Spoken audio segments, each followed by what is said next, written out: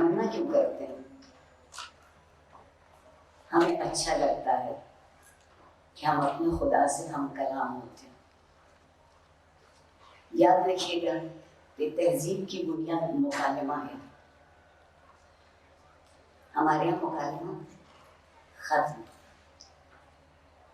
हमारे यहाँ इंतहाई बद तहजीब मुबाहिसा इंतहाई आला तरीन चीज समझी जाती है। बद तहजीबी कौन करता है? आप में से कोई मुझे बताएगा, बद तहजीबी कौन करता है? आपके लफ्ज जी जरूर कहिए। जिसको नहीं, कभी बद तहजीबी वो भी करता है जब रोज आप टेलीविजन पे देते हैं, जिसको ये यकीन है कि वो जो कुछ कहता है सही कहता है। मुझे नहीं मालूम तो उनका नाम क्या है। बद तहजीबी खौफजदा होने का नाम नहीं है। खौफजदा होने में आपकी खामोशी हो जाएगी। बद तहजीबी उस बात का नाम है कि जो आप जानते ना हो, जिसे समझते ना हो, जिस पर आपको खुद यकीन हो और आप उस बात को कहने को इस तरह कहें कि उनसे बेहतर किसी को मालूम नहीं। बताइए, ऐसे में कोई बिजनेस आपके लफ्जों में, कोई कारोबार, कोई तिजारत हो सकती? दूसरे को शामिल किए बगैर कोई कारोबार नहीं हो सकता। इन्होंने अच्छा सवाल उठाया है और बहुत अच्छा लफ्ज इस्तेमाल किया, बिजनेस का किया। कोई खास शोबा उसका नहीं चुना, कोई खास दायरा नहीं देखा, कोई खास बिजनेस तो सब है। मैं और आप सुबह जब और दिन में कई बार एक क्लास में मिलते हैं तो वो भी बिजनेस है। हमने क्या सोचा है कि बिजनेस सिर्फ उसका नाम है जिसे हम गिन सकें, और जिस चीज को हम गिन नहीं सकते वो बिजनेस नहीं। यहाँ एक गलत है। उसके लिए यकीनन एक एथिक्स की जरूरत है। कारोबारी जिंदगी खैर हम तो बहुत अच्छी गुजारते हैं बगैर अखलाक के, बगैर तहजीब, क्योंकि हमारे नज़दीक अखलाक और तहजीब की तारीफ ये हो गई है कि जो बहुत कमज़ोर होता है वो अखलाक बरतता है, जो उससे भी गया गुजरा होता है वो तहजीब को अपना लेता है। हम खुद को छोटा समझते हैं अगर हम मुहज़्ज़ब हो जाएं।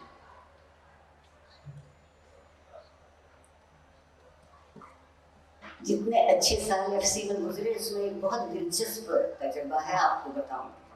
एथिक्स को सोचिए।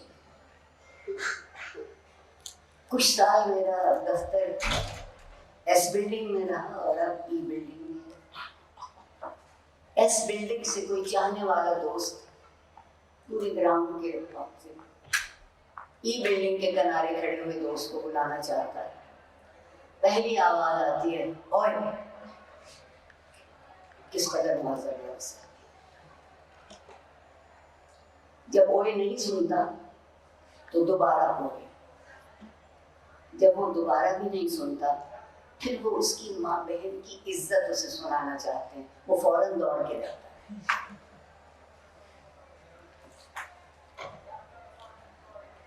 कारोबारी जिंदगी में जब तक किसी की बेइज्जती का जिक्र न किया जाए इज्जत नहीं होती। ये हमारा तरीका है। अफसोस है कि हम मोहब्बत करना क्या जानेंगे, हम नफरत करना नहीं जानते।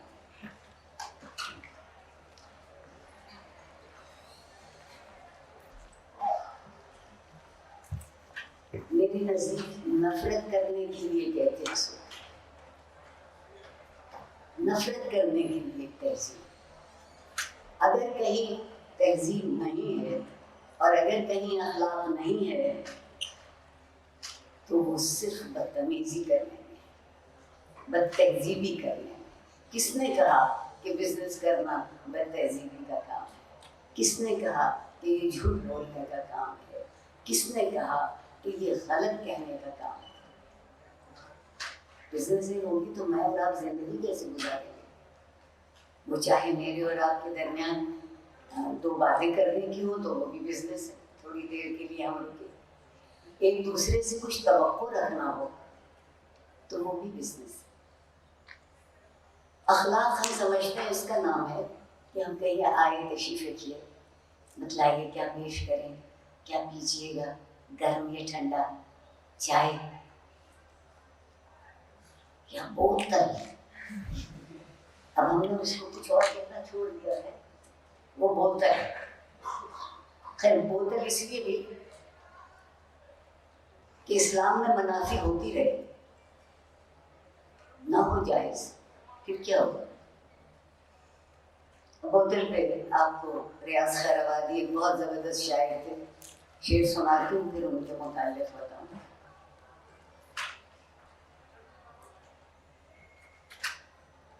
नशा शराब में होता तो नाचती बोतल, नशा तो जिंदगी में है, नशा जिंदगी में है और जिंदगी आपको मसरूफ रखती है किसी न किसी सूरत, किसी न किसी सूरत। मुझे नहीं मालूम आप में से कितने दिन लोगों का दिल रक्स करता है, क्योंकि आपके यहाँ तीन लफ्ज बहुत इस्तेमाल होते हैं, तीनों अंग्रेजी के हैं। टेंशन होती, फिर फ्रस्ट्रेशन होती है, फिर डिप्रेशन होता है, और जब ये तीनों खत्म हो जाते हैं तो फिर एग्रेशन होता है। अगर हम एक मुकालमे का कारोबार एक दूसरे से शुरू कर लेते तो इस तमाम मिशन से बच जाते।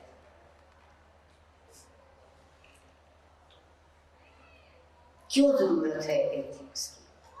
सिर्फ इसलिए कि आप हसीदा को बुला लिया जाए कि उनकी जो हसरत दिन भर में बोलने की रह गई है वो 1 घंटा बोल के और उस हसरत को पूरा करे, या ये समझ लिया जाए कि अगर इल्म का कोई मतलब है,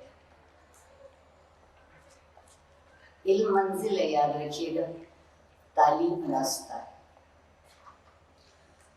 और मैं कब्ल मसीह की नस्ल से हूँ, लेकिन इसी माशरे में पहले तालीम के साथ एक लफ्ज लाजमी तौर पर जुड़ा हुआ था, अलग नहीं किया जा सकता था, वो तरबियत। अब माशाल्लाह हमें तरबियत की ज़रूरत नहीं, एथिक्स के बगैर तरबियत नहीं होती और तरबियत के बगैर एथिक्स नहीं होती। तहजीब का सबक कोई नहीं, तहजीब का कोर्स भी कोई नहीं। तहजीब आपके अंदर अपने सवालों के जवाब देने का नाम।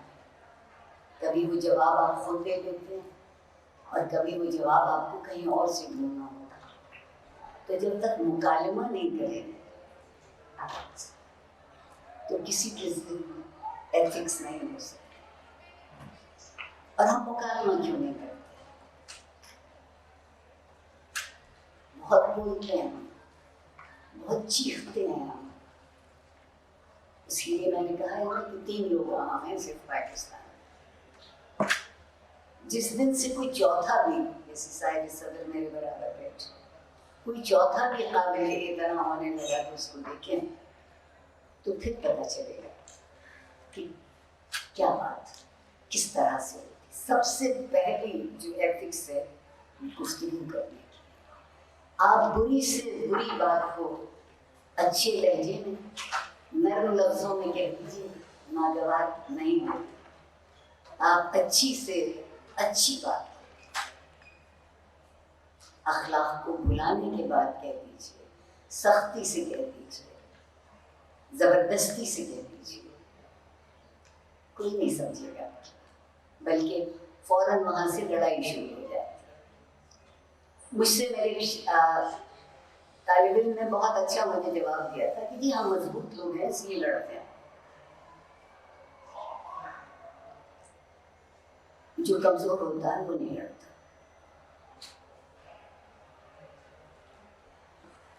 हजरत अली आराम कर रहे थे तो एक शख्स तलवार खींच के और उनके सीने पर पैर रखकर खड़ा हुआ और कहा, अली बताओ तुम्हें कौन बचाएगा इस वक्त, यहाँ तो करीब भी कोई नहीं है।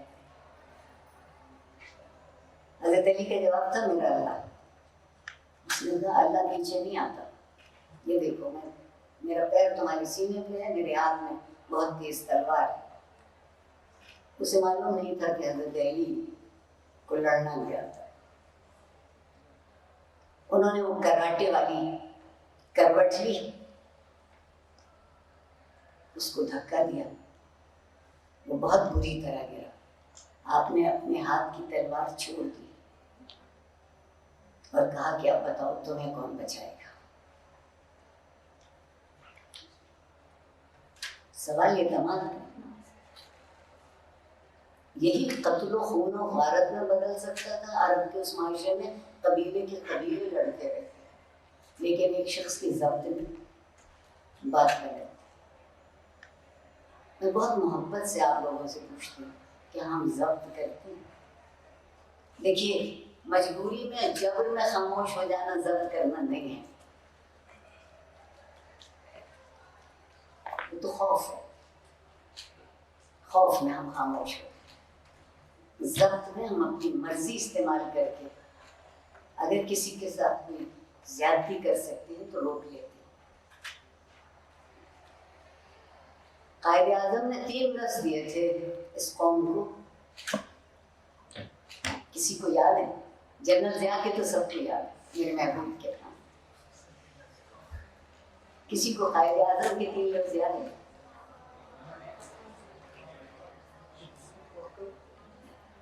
जनरल ज़िया के लफ्ज़ आ रहे हैं मुझे, दर्स कान सुनाई।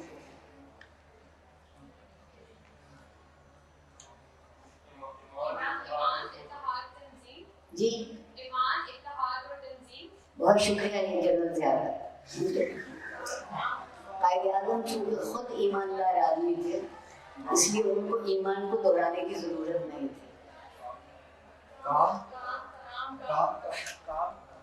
यकीन, पहला लफ्ज़ है यकीन। ईमान में भी यकीन न रखते हो आप, जैसा कि आजकल हम हैं, तो वो ईमान नहीं होता। यकीन, तंजीम, इत्तेहाद, ये 3 लफ्ज़ कायदे आज़म के थे। वहाँ हुए ईमान, तक़वा और जिहाद। ये मेरे महबूब जनरल ज़िया ने सोचा कि कायदे आज़म को जितना आता जाता नहीं तो उसकी तस्हीह कर लेनी चाहिए। और दूसरे अगर आप समझें तो मुल्ला तो शायद इस गलतफहमी में भी मुब्तला है कि अल्लाह को भी कुछ ज़्यादा मालूम नहीं। मतलब परवरदिगार ने हुक्मों का जिक्र करके छोड़ दिया, कद कहीं बताया नहीं। अब बताने के लिए हमें एक मौलाना की जरूरत है। मेरी गुजारिश है, यकीन के बगैर इत्तेहाद नहीं हो सकता, इत्तेहाद के बगैर तंजीम नहीं हो सकती। तीनों चीज़ें मिली हुई हैं, और अगर आप तीनों कदरों को देखेंगे तो ये एथिक्स भी है और ये मॉरल, अखलाकी है। अखलाकी जिंदगी के लिए लाजमी बात है। क्या आपको कहीं तो यकीन है, किसी बात का तो यकीन। आप देखिए कि जनरल ज़िया ने कैसा जालिम काम किया है कि आपकी याददाश्त से जो असल लफ्ज़ हैं मिटा दिए। और अगर आप देखेंगे तो ये तीनों लफ्ज़ कुरान करीम से आते हैं, मुख्तलिफ जगहों में इस्तेमाल हुए। ईमान लाने का मतलब सिर्फ चंद जुमले याद कर लेना नहीं है। ईमान लाने का मतलब है कि जो लफ्ज़ हैं उसके मानी हमारी ज़िंदगी में, हमारे अमल में, हमारे ख्याल में, हमारी सोच में ज़ाहिर होते हैं या नहीं। हम कहते हैं कि अल्लाह के सिवा कोई काम नहीं करता, लेकिन गवर्नर हाउस करीब है, सेक्रेटेरिएट भी ज़्यादा दूर नहीं, इस्लामाबाद जा सकते हैं। और अगर सब कुछ अपनी मर्जी के मुताबिक करवाना है तो सुप्रीम कोर्ट चलिए, जहाँ से आप कभी मायूस होकर वापस नहीं आएंगे। कल उन्होंने बहुत अच्छा बयान दिया कि मैं हर किसी को खुशामदीद कहता हूँ, मुल्जिम को भी मुजरिम को भी।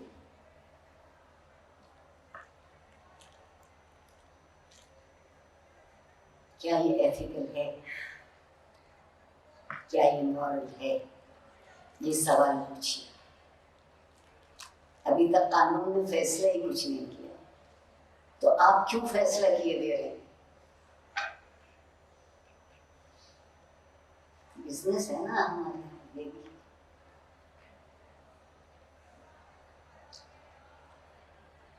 आप लोग क्या बिजनेस में मेजर कर रहे हैं? सिर्फ मेजर कर रहे हैं, जनरल नहीं कर रहे। ज्यादा काम नहीं आएगा फिर। मेरी इतनी सी गुजारिश है, कोई बिजनेस कीजिए, चाहे कुछ बेचिए, चाहे कुछ खरीदिए, चाहे कुछ बरतिए, चाहे कुछ ना बरतिए, मगर जिंदगी में परवरदिगार ने चंद उसूल बनाए, उन उसूलों को अपना लीजिए।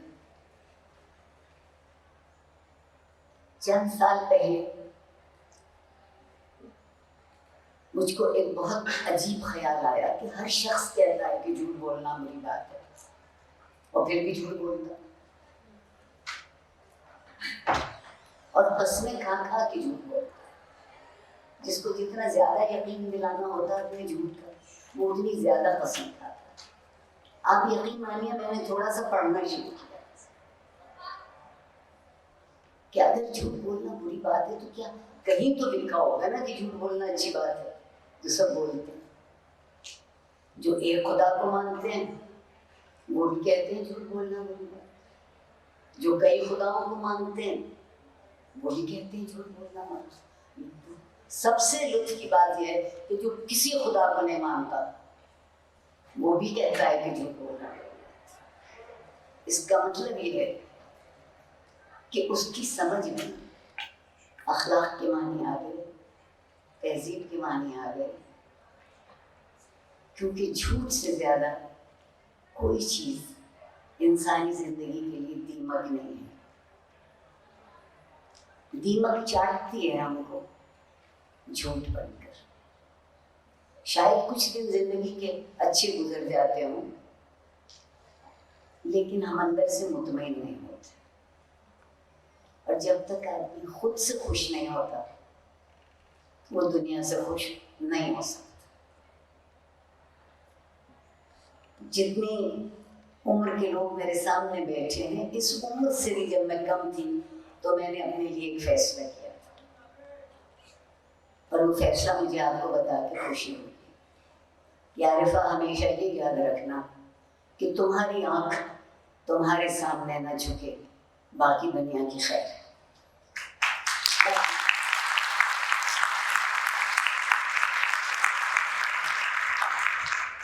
मैं अपनी जवाब दे रही हूँ, आपकी जवाब दे रही हूँ।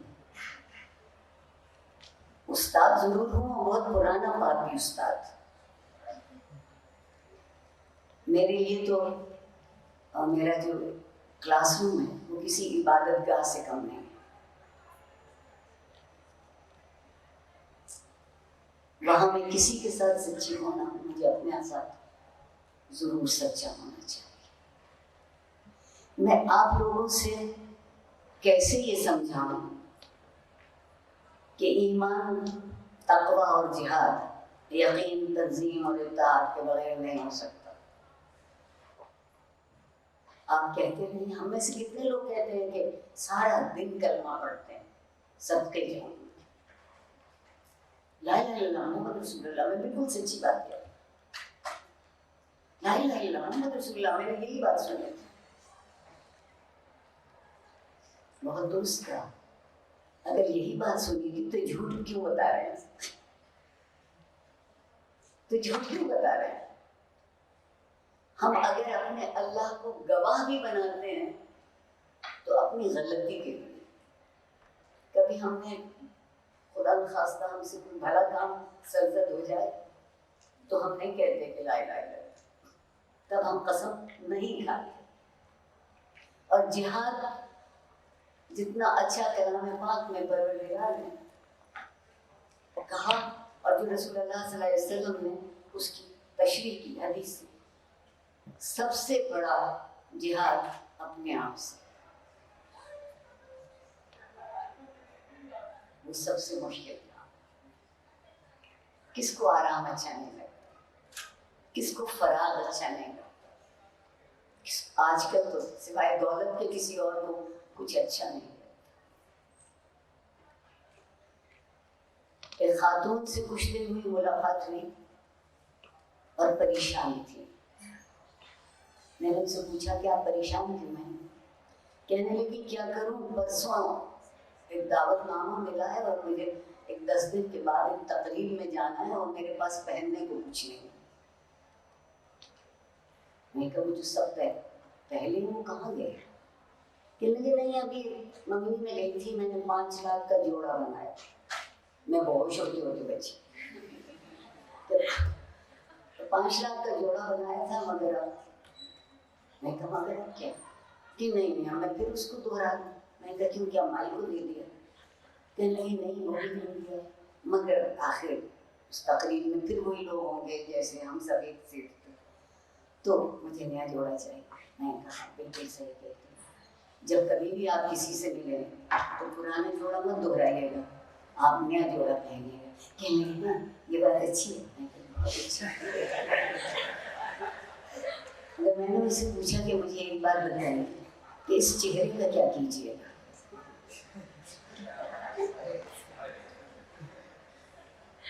कितने बड़े पार्लर में चले जाए, पहचान ही नहीं लिया।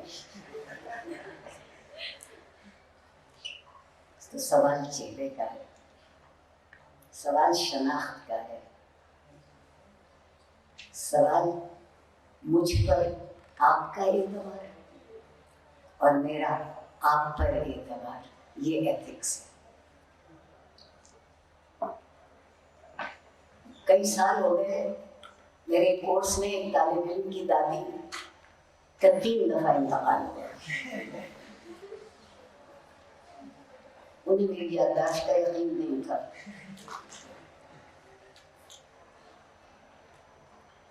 बताइए कि उससे क्या फायदा?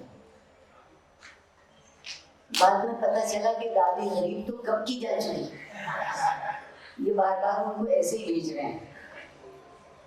अगर मेरे और उनके दरमियान एक रिश्ता है, बिजनेस है, तालीम है, तो उसमें इतना से झूठ बोलने की क्यों जरूरत है?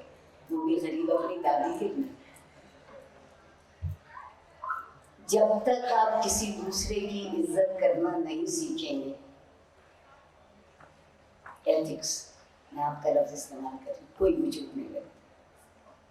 और दूसरे की इज्जत आप सिर्फ उस वक्त कर सकते हैं जब आप अपनी इज्जत खुद करते हैं।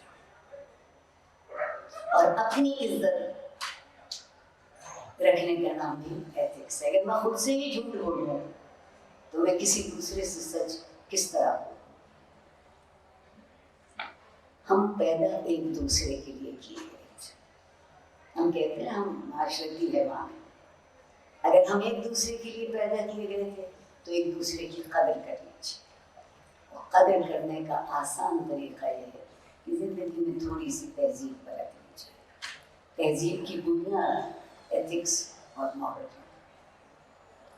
आप लोगों का मेरा शुक्रिया, बहुत सब्र का शुक्रिया।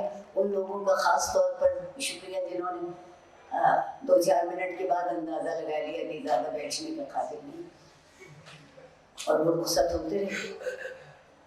लेकिन अगर आप में से कोई सवाल पूछना चाहे जिसका जवाब मुझे ना आता तो ज़रूर कर लीजिए। किसी के सवाल हैं तो वो पूछ सकते हैं, और टीम का एक मेंबर उसके पास माइक लेके चला जाए, अपनी जगह पे अपना हाथ खड़ा कर दें या खड़े हो जाए तो आपके पास माइक पहुंच जाएगा।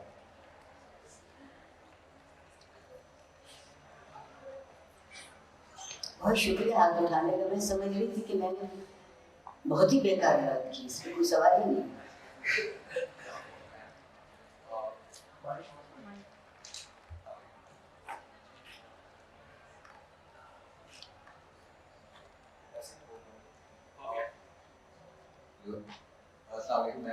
मेरा क्वेश्चन ये था कि हम कहते हैं कि जो हमारा कल्चर है इस पे हमें प्राउड करना चाहिए। तो अगर हम देखें कि हमारे कल्चर अगर लाइक अच्छा होता तो हम जिस तरह गिरे हुए हैं इस टाइम जैसा लाइक तरक्की याफ्ता नहीं है। आप ऐसा कीजिए, अंग्रेजी बोल लीजिए। नहीं मैम, मेरा ये था कि लाइक जिस तरह वेस्टर्न कल्चर है वो आज अच्छा है तो हमारे से तरक्की याफ्ता है, तो लेकिन हम जो है उस तरह से अपने कल्चर को प्रमोट भी करते हैं, लेकिन अगर हमारा वाकई कल्चर अच्छा होता तो हम आज उनकी तरह क्यों नहीं है। तो आपके बारे में इसका क्या पॉइंट? अगर इसका सही जवाब दूंगी तो आपको खफा हो जाएगा। पहली बात यह है कि तहजीब तहजीब होती है, और आप समझ रहे हैं कि आप कि तहजीब में कोई कमी है, इसलिए हम तरक्की नहीं कर पा रहे। मेरा ख्याल ये है कि हम अपनी तहजीब को अपनी ज़िंदगी का कारोबार नहीं बना रहे, इसलिए हम तरक्की नहीं कर पा रहे।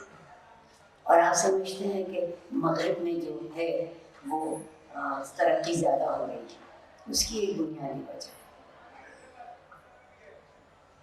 उसकी एक बुनियादी वजह है, और जो आपको अच्छी लगती है।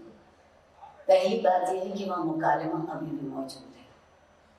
दूसरी बात यह है कि वहाँ एक दूसरे के साथ बर्दाश्त का रवैया आज भी मौजूद है। उन्हें इसकी फिक्र नहीं होती कि दूसरा क्या करता है, हमें इसकी फिक्र ज़्यादा होती है कि दूसरा क्या कर रहा है, मैं जो चाहूँगा। और आपका ख्याल ये है कि हमारा अपना जो तहजीबी वर्षा है या तहजीबी अमल है, मैं जानबूझ के उर्दू बोल रही हूँ ताकि आपको उन लफ्ज़ों की उर्दू मिल जाए जिनके बोलने में आपको दुश्वारी हो रही थी। हम उस पर अमल नहीं करते, हम इसी के पीछे। सच हम नहीं बोलते, वफा नाम की चीज़ हमें नहीं मालूम कि क्या है। वफादार हम नहीं हैं, हम वफादार हैं ताकत के, और वो भी इसलिए कि उस ताकत से हमें क्या मिलेगा। ऐसा नहीं है, ऐसा नहीं है। दुनिया भर में कहीं नहीं, और दुनिया भर में बहुत कदर है उस लफ्ज़ की जो आपके मुंह से निकला है, जो बात आपने कही है। हम बात कह देते हैं और फिर उसको कहते रहते हैं मेरा मतलब ये नहीं था, ये नहीं था, यूँ नहीं था, वो नहीं था। अगर इतनी तशरीह करना आती है तो बात सही कह देती। मैं आपसे बिल्कुल मुत्तफिक नहीं हूँ कि मेरी तहजीब में कोई खराबी है। खराबी मुझ में है, मैं उस तहजीब पर अमल नहीं कर पाती। एक सवाल मेरे पहले तो तहजीब की ज़रा सी डेफिनेशन कहते हैं कि हमने कौन सा कल्चर अडॉप्ट करना है। हमारे पास कल्चर भी काफ़ी सारे इम्पोर्टेड है ना, कभी अरेबिक कल्चर आ रहा है, तो कभी वो तुर्क कल्चर आ रहा है, कभी साहब ने आपने लीडर ने भी उन्होंने भी अरे ऐसा कीजिए कि माइक को करीब कर लीजिए और सवाल दोबारा दोहरा दीजिए, मैं बहुत ममनून हूँ। सॉरी मैम, मेरी आपसे ये थी, आप पहले प्लीज कल्चर को जरा एक्सप्लेन करते हैं। हमने अपना कल्चर समझना कौन है, हमारे पास कल्चर भी काफी सारे इम्पोर्टेड है ना। आपके महबूब लीडर ज़ियाद ने हमारे पास अरेबिक कल्चर दिया था। मैं आपका सवाल समझ गई, तशरीफ रखिए। हमें सिर्फ एक चीज चाहिए, रुपया, दौलत। मेरे महबूब जनरल ज़ियाउल के वक्त में सऊदी अरब से बहुत लाड शुरू हुआ, तो जो हमें चूड़ी खिलाता है हम उसी की ज़बान बोलते हैं। आज हम इतने अरबी के लफ्ज़ बोलते हैं, इतने अरबी के लफ्ज़ बोलते हैं, माशाअल्लाह, सुभान अल्लाह, जज़ाकल्लाहु खैरा, व इन्ना लिल्लाह व सुभान अल्लाह। आपके ख्याल में ये लफ्ज़ दोहरा लेने से मैं और आप अरब हो गए? मैं तो यहाँ ये इतराज़ करती हूँ हम, आप खफा मत हो जाइएगा, शायद आप भी कोई पोर्तगार हैं इस सोसाइटी के, और पोर्तगारों से मुझे डर लगता है। हम गुलाम हैं, तहजीब का ताल्लुक ज़हन से, हम गुलाम हैं। हमने किस कदर अच्छी अंग्रेजी सीखी है, और अमेरिकी ट्रक ड्राइवरों की अंग्रेजी हम बोलते हैं।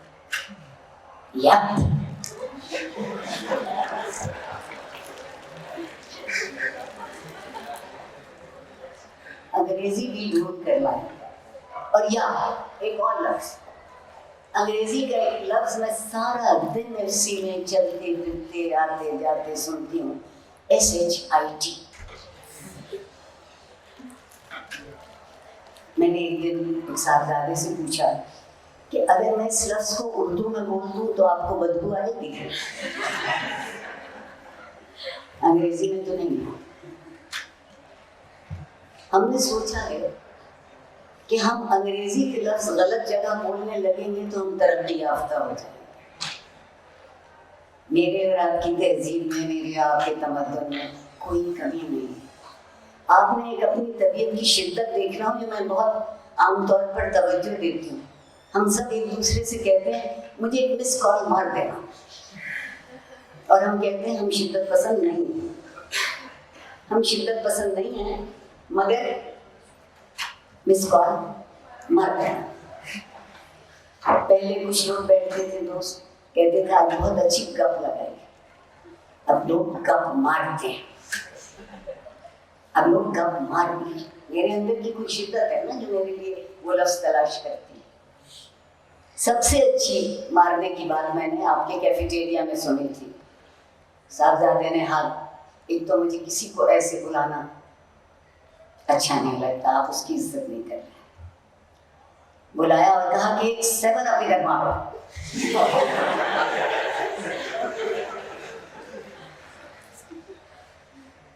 हमने कभी सोचा है कि मारने का लफ्ज शिद्दत का लफ्ज है?